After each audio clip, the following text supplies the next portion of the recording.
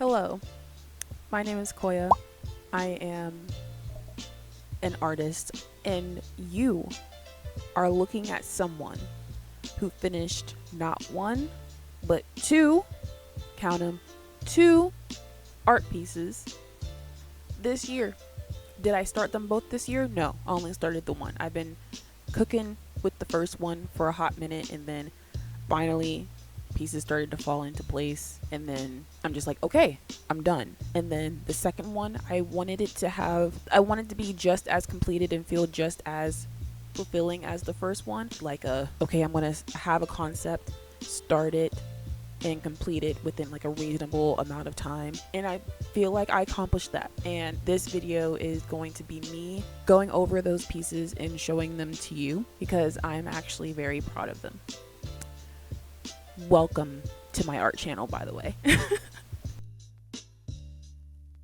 I'm going to start by showing you the pieces, and then I'm going to get into talking about them, how I feel about them, maybe talking about some things I may want to improve on, things I want to try in the next piece that I do. And I also want to ask you, the viewer, some questions about the pieces. Ask you some questions about the pieces and engage, like start up a conversation. All right, so before I even show you those things, I feel like I need to show you another painting first because it kind of goes into the timeline of the recent pieces that I did. Also, I'm going to be going back and forth between calling them paintings and pieces because like they're mixed media. Spoiler alert, they are mixed media, so it's not just paint, so I feel weird about calling them paintings. Even though they are, saying pieces make more sense. So anyways, on my channel sometime, I want to say last year, I don't know, whenever Pop Pop by NCT Wish came out, I did this piece to kind of put my feeling of like whenever I listened to that song / album, on a canvas. And this was basically the start of what became my journey to really seek out what my traditional like canvas art style is. And I'm very thankful for this. I might be holding it upside down. I'm not really sure. I didn't sign it or anything. I forget which way I had it. And that's the cool thing about it. Like, you can really put it in any direction and it looks fine. At least to me it does. Felt great making it because it was literally just vibes. I only had like a general idea of what I wanted it to look like overall. Artist discovers thumbnailing. But it was like thumbnailing but like in my brain. Recently I literally discovered thumbnailing because I never really understood it like for me in what I do, because I just do whatever feelings pop up here. I just try to replicate those feelings on paper, and then I add whatever I add based on what I have. And then so I don't think that like thumbnailing and actually creating like a full-on concept is like very practical, because it's like, what if I don't have those things, or whatever. But I found a way to kind of bring together the concepts and make it work with what I have, like I said. So that led me to do this piece right here.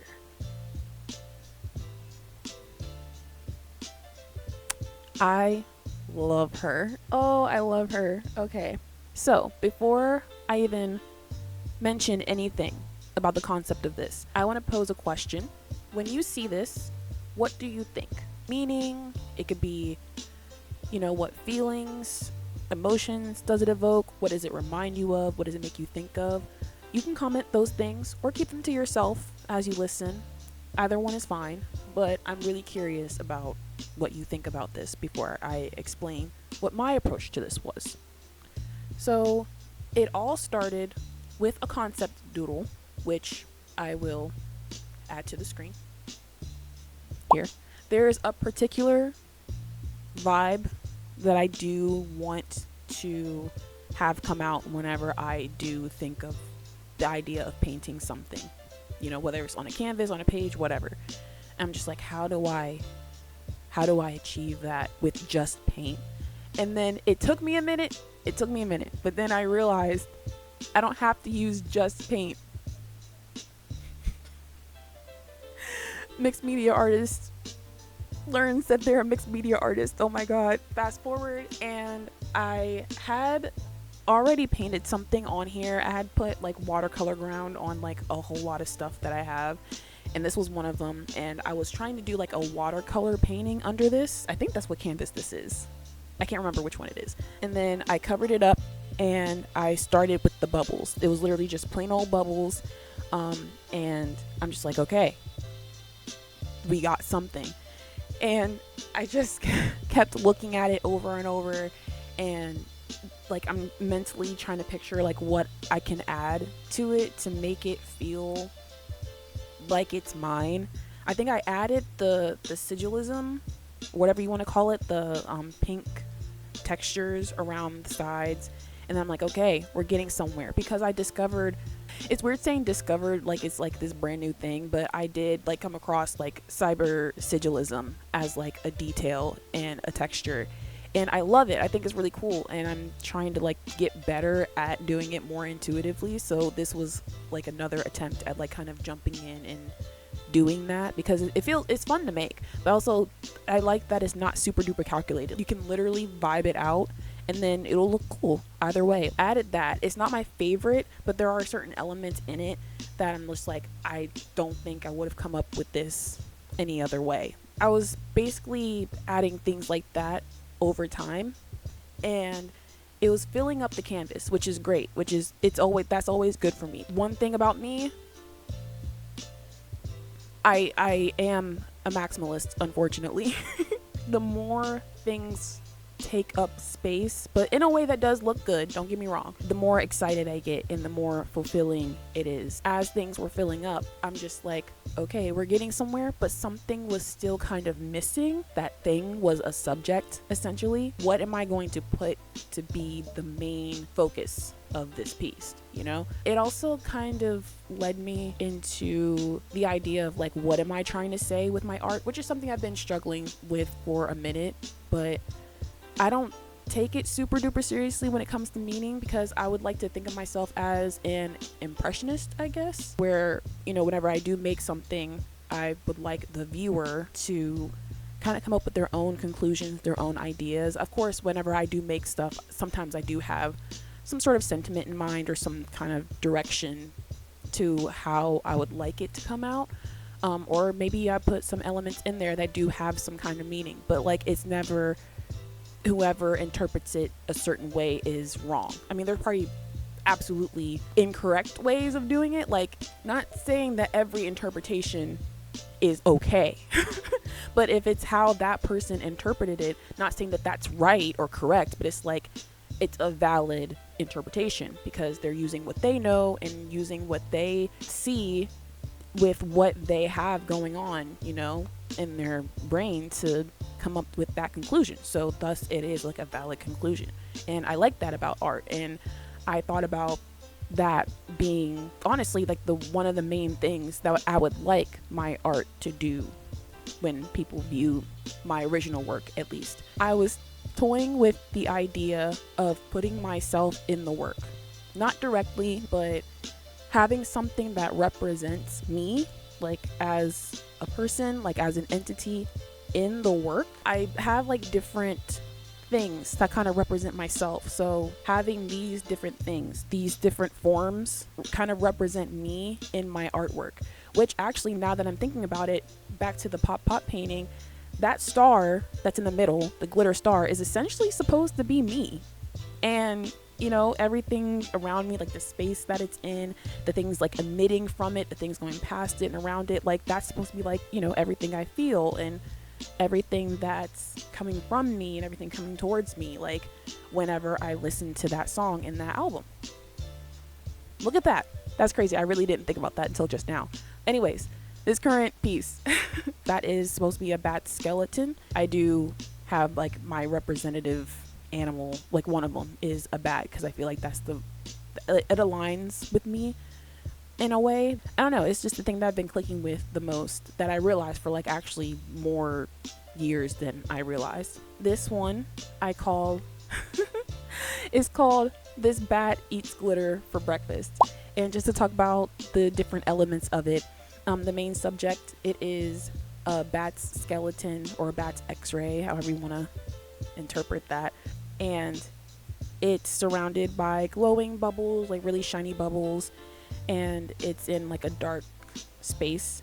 And I just tend to like put my mind there. Like if I were to personify my mind, I always say that it's kind of like a dark void, not to be on anything like super emo or anything, but it's a dark void with very bright and colorful things inside. Things that are very bright and colorful, but in a sort of like eccentric and ethereal way. Hence the LEDs. When I was a kid, like really small, I would always say that I never really had a favorite color because I liked all colors of the rainbow, which was really true. And as I got older, I like to kind of raise that idea up, I guess, with me and say that, oh, my favorite color is black, because my mind just naturally mixed all the colors together. And, you know, because all colors exist in the color black, and I think that's really cool. So that's probably going to be a running theme with like a lot of my pieces that I come up with after the ones that I show you today. I added bread ties, which are recycled from like bread and stuff that we have here at home, and I added little plastic like gem pieces from like a nail art kit that my mom gave me because she doesn't use them anymore. And I added the zebra print with the lace at the bottom to give it like another texture. And also I love Gyaru style stuff, and also like Y2K, you know, nostalgia, blah blah blah. I mean to say that to dismiss it, but it's like I feel like a lot of people use that to describe their work, and it's like it's more than that. Like, you know, being someone who grew up in Y2K, I was born in 99, by the way, I learned that I have like this appreciation for this stuff and for this type of art because that's what I grew up with. That's what I grew up with seeing. That's what I grew up, you know, wearing, you know. I put this together and I thought of the name This Bat Eats Glitter for Breakfast because it made me think of when I was a kid and just growing up, how like sparkling stuff, glitter and everything, not in like a super feminine way, like, you know, in a very neurodivergent way, by the way. It's to speak on how I feel whenever I see stuff that I like, whenever I consume media that I like. That's essentially what this piece is. And I love it. I love how messy it is. And when I finally got like Mod Podge, like, which is, I love this stuff, by the way, and I sealed it and, you know, I signed it and everything, I'm just like, okay, she's done, finally. And I'm happy with it. So this is the first, let me just say, big piece or canvas piece that I completed this year. That's like my own original work. Yeah, that's the first one.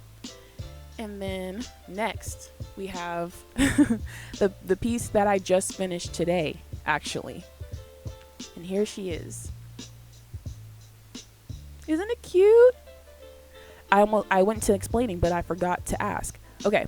Before I even go into explaining this one, what does this remind you of? What does it make you think of? What does it make you feel?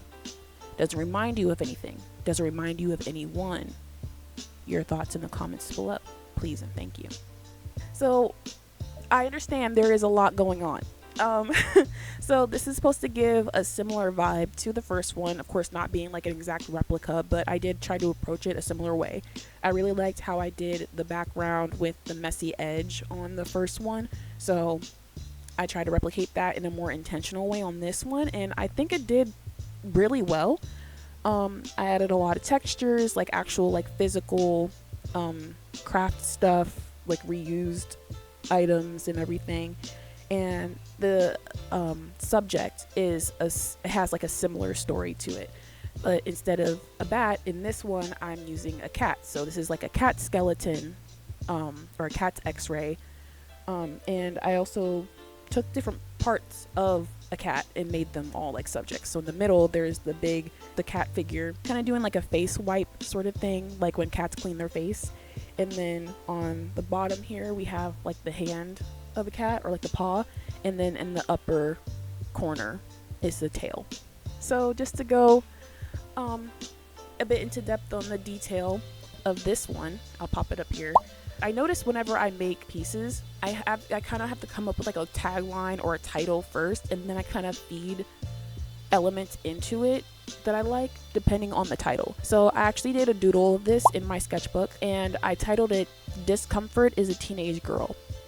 And with that title, I started to hone in on the ideas of growing up in a world where things like femininity and puberty and social cues and just being social in general, like with your peers in school and everything, like there's a lot of things that are pushed on you, and a lot of things that you feel that you can't keep up with or that you don't really align with. And this is supposed to be just like a bit of a culmination on that. I thought of the cat because there's, I guess, like a sign of femininity in a way, like daintiness, innocence. I hate that word, but like like they're seen as very cute, but we kind of implement a lot of expectations on cute and cuddly cats because they are when they are, but there are cats that are not chill with people touching them, and there are cats that don't like things being on them or around them. Like, they keep to themselves, and a lot of people don't really like that because they expect them to be a lot more friendlier and a lot more social than what they are. And that's to say that that's another subject that I align myself with. I love like comparing myself to a cat. So that's like another animal of mine that I like doing that with. A lot of the elements are supposed to be like different nods to different things that like I grew up with. So like the emojis around the head is supposed to be like different emotions and different things that like we are expected to experience and or like did experience in the midst of growing up, like heartbreak or like actually having like crushes and just like little flutters, things like that, like regarding romance or like just general interest. And I added like nail polish to the claws to signify like dressing yourself up or having other people dress you up for like dances and going out to do things with the family, things like that. Same thing with the bow on the tail. Okay, I had to dump some footage so I can have some more room to talk.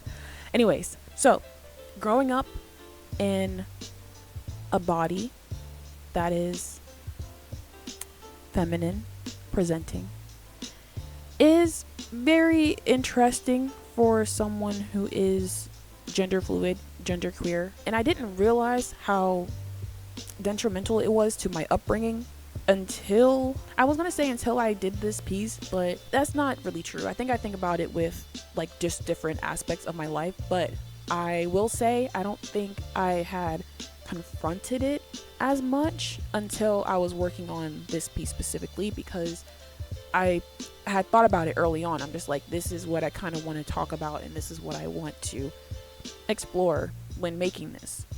And of course, as I added each element, I had to think about, well, how will this relate to how I felt growing up? This is supposed to be like, well, mostly about me, but I also wanted it to be just palatable enough for like the average onlooker, or at least someone who could relate to this. They can kind of see themselves in it too, like just have it broad enough like to kind of feel the discomfort of like the metal kind of poking out of the piece, the bright pinks and the overwhelming like emotion of like the emojis and everything, to be like, yeah, that's something I can relate to. I mean, not saying that I'm trying to make every single piece super palatable and that relatable, but that's kind of how I approach things in general. So I don't know if that's something I want to work on or if that's something I want to continue doing, but I'm figuring it out. A detail about this that I love is the Frutiger Metro designs that I add to it. I love it so much. Like, I like to add some sort of like visual texture, right?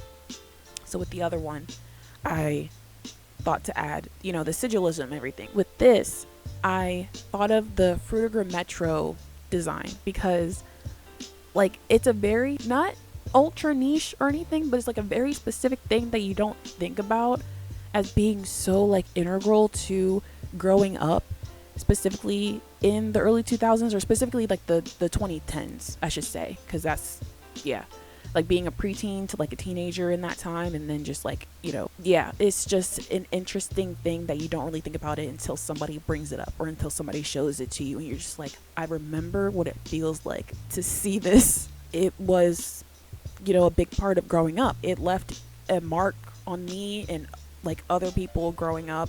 It's not inherently feminine or anything, depending on where it was or the type of media that it was in. I feel like it evokes a different thing. Some people think about, the iPod commercials. I personally think of the floral type of like Fruitiger Metro.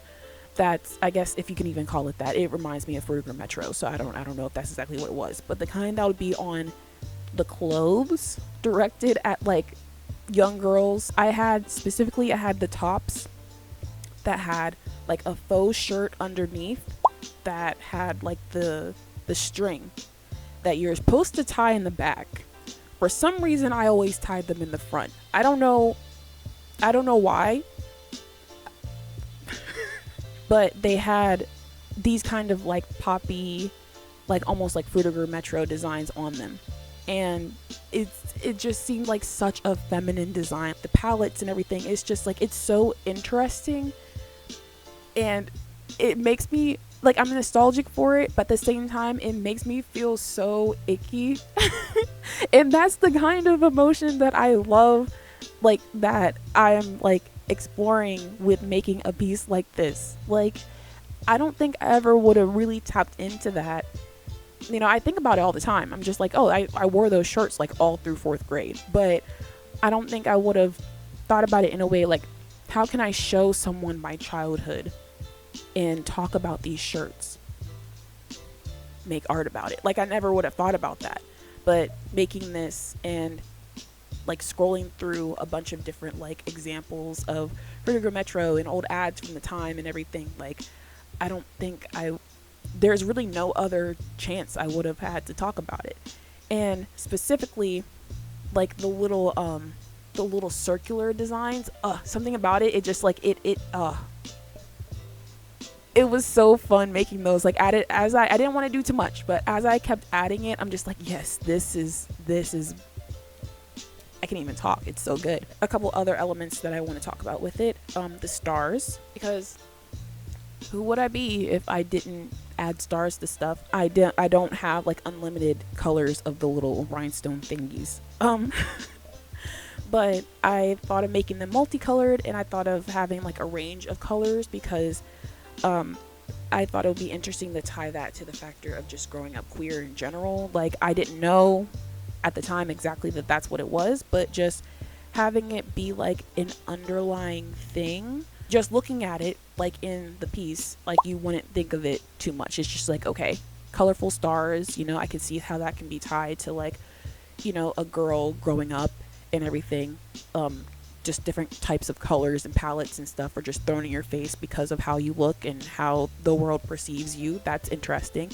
But then you look closer and you realize that, it's a spectrum of colors. Like, there's pink to red, red to orange, orange to yellow, yellow to green, green to blue, and then blue to purple. Like, they're all present in the stars. It's not like a perfect rainbow top to bottom, but it's a spectrum of colors that is like rainbow. Like, there's an underlying queerness to this very like present piece of the piece. And I thought that was an interesting take on the underlying queerness. I started to pick apart as I got older, realizing in different areas of my life, like, as a kid and as a preteen, teenager, even young adult, like up until now, where those realizations were present as I got older.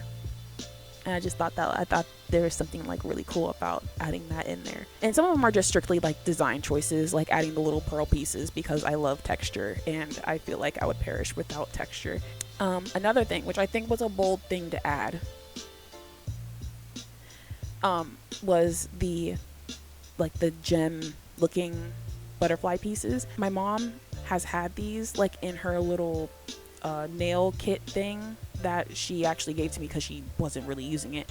She's had them in there for a long time, and I have no idea what they're supposed to be used for, like what kind of craft or anything like that they're meant to be used with. I always thought, like, if I were to use these, how would I use them? Because I want to be very vulnerable here. I do not like butterflies. I'm actually afraid of them. I'm not going to go any deeper into that. So I always thought I wouldn't realistically use these in any sort of fundamental way. I thought it would be very interesting and very vulnerable of me to add these into the piece, because I would never willingly like draw them or paint them or anything, because that means I would have to look at references for them, and I am not doing that. So I think since they're already here and they're like gem like and already have like very bright and like gem like childlike things going on in here, and that's what I'm like leaning towards with this, like I thought it was like a perfect thing to kind of represent that kind of disdain for butterflies, but also to represent kind of similar with the cats, like they're seen as like this symbol that has to be associated with young kids and specifically young girls. There's always butterfly designs on book bags and clothes and like underwear and notebooks and folders and pencils and like bags and all these different things that are associated with children and stuff. There's always supposed to be like some sort of cute butterfly design on it, and it's like, I don't know. My mom tells me this story all the time. Apparently when I was like maybe like 2, 3, my grandmother had got me I don't know if it was like a comforter set or something or a blanket, but something that had butterflies on it for my bed. And apparently I was just like not into it, like, and she was just like, what's wrong? And then my mom was just like, yikes, Kenya doesn't like butterflies. And I'm just like, it's crazy how that early on, like that's just been present like in my life, because people always get surprised. It's just like, you don't like butterflies? I'm just like, no. And they're just like, but they're so beautiful. And it's just like, I don't care. I do not care. Oh yeah, that's gonna definitely just switch things around for me. Like, oh, you think they're beautiful? Actually, I love them. Like, that's not gonna do anything for me. That's like me going to somebody and saying, so how do you feel about heights? And they're just like, ugh, can't do heights, it's really scary. And I'm just like, but everything looks so cool from up there. And that's what it feels like when people say that to me, but that's not what this is about. I love this piece. I think it's really cool. Another small detail is on the edges. I have some of the paint kind of in like a dripping effect. That's like another design choice that's in older looking, like rough, like afflicted type of art that's like this from back in the day.